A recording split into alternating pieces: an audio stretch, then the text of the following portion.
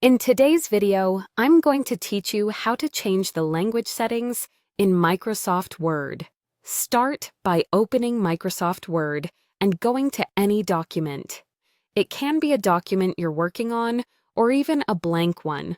The important part is that Word is open so we can access its settings. Now, head to the File tab in the upper left corner of the window. This takes you to the Backstage view where all the app-wide settings live. At the bottom of the left-hand panel, click Options. This opens the Word Options window, which is where we'll make the changes.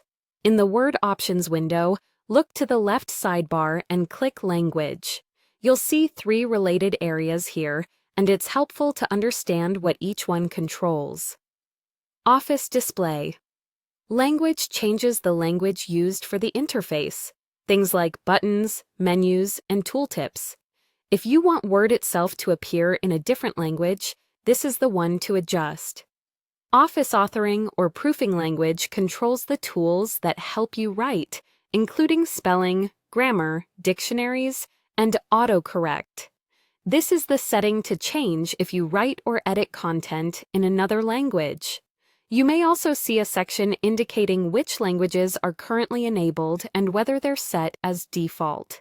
If the language you want isn't listed yet, click Add a Language.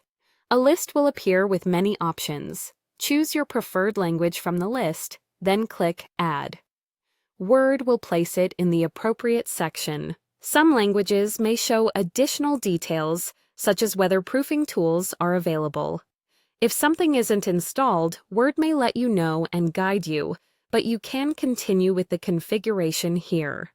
To make a language your default, select it under the section you want to change. For example, Display Language if you want the interface in that language, or Authoring/Proofing language if you want the spelling and grammar tools in that language. Then click Set as Default. You can set different defaults for display and proofing, which is great if you prefer the Word interface in one language but write in another.